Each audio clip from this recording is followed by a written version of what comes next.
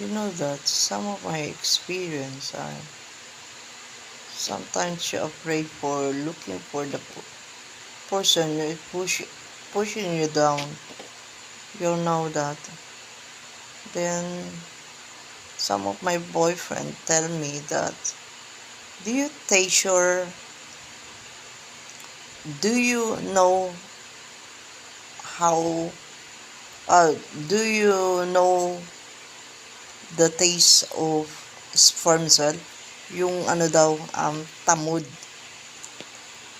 O alam niyo yon, masturbating of the vagina or anything else of, for the boys or ano. No, I told, nakakalason ba yan? It can cause of poison. No, she laughed at me. Then, some of my, I experience here that food they eat, urine they drink. Some of the news I see in the news before.